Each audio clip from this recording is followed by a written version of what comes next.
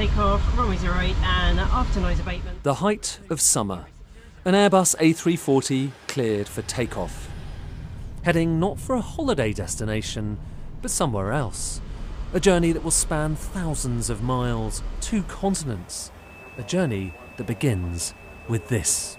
I have got the biggest shoe haul ever. I spotted this on the Temu website. I'm getting like Snow White vibes in this dress. It comes with 4 cushions, just a nice little wooden stand. Así por secciones. And ends on your doorstep. As the way we spend and consume has transformed, from window shopping to one-click shopping, from glossy ad campaigns to online influencers. I got some good stuff. From weeks of container shipping to something else, something radically different. This is the inside story of a massive economic shift happening below the radar.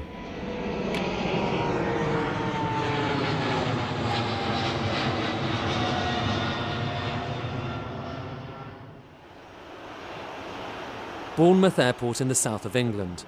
60, 40, 30.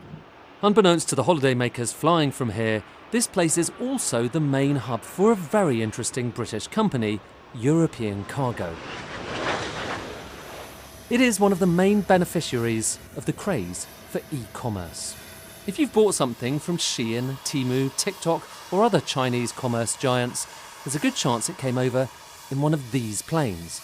But what does that mean in practice? For the first time, we've secured access inside the supply chain, bringing these goods into this country.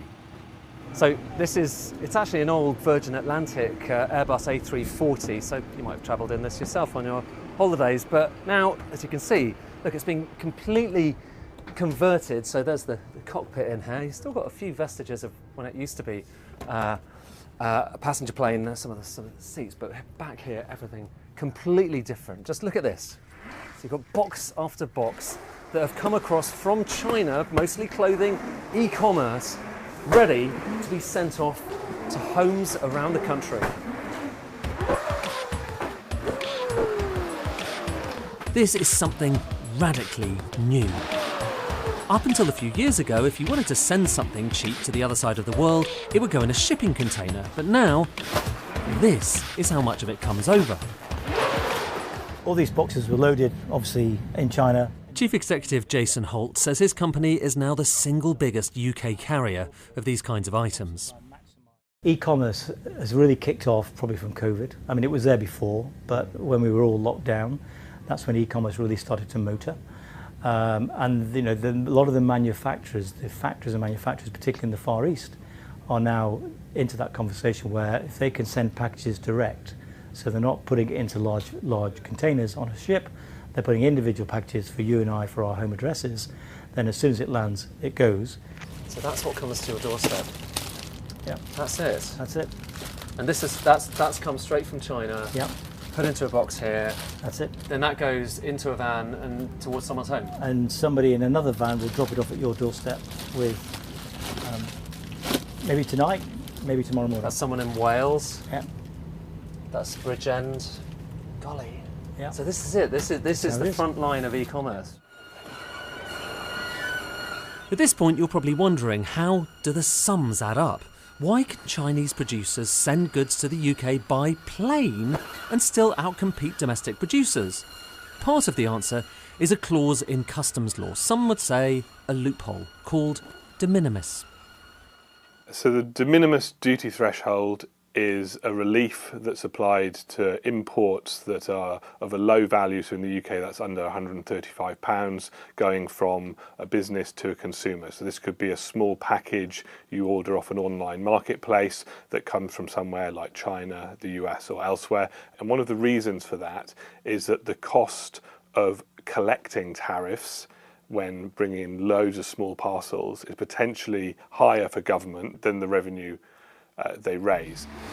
But in recent years, the value of this kind of trade has risen exponentially. Sky News has obtained the first official estimate of the scale of de minimis imports into the UK. According to government data requested under Freedom of Information legislation, inflows of these packages rose from £3.9 billion to £5.9 billion last fiscal year. That's an increase of 53% in a single year. Based on back-of-an-envelope sums, assuming a tariff rate of 20%, that's more than £1 billion worth of revenue the government isn't collecting. A tax break that helps Chinese firms sell their goods much cheaper into the UK. But elsewhere around the world, at least, there is a growing backlash against this trade. It's the de minimis rule in tariffs. There's no tariff on it. We're not doing that anymore. America and the EU have moved to shut their de minimis loopholes. Donald Trump has already slapped taxes on Chinese e-commerce. Now the UK government has launched its own inquiry. And those trade flows, unprecedented last year, are still rising at an astonishing rate. There's a huge demand. I mean, there's an enormous global demand. And if you talk to these organisations, and we have been to these organisations in China and elsewhere in the Far East, they will say the biggest restriction to their growth of their business is air freight, getting access to air freight. It's this. It's this. It's this. It's this.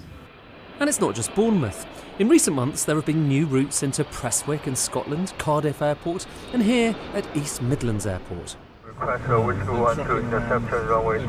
E-commerce, it turns out, is a big deal for regional airports.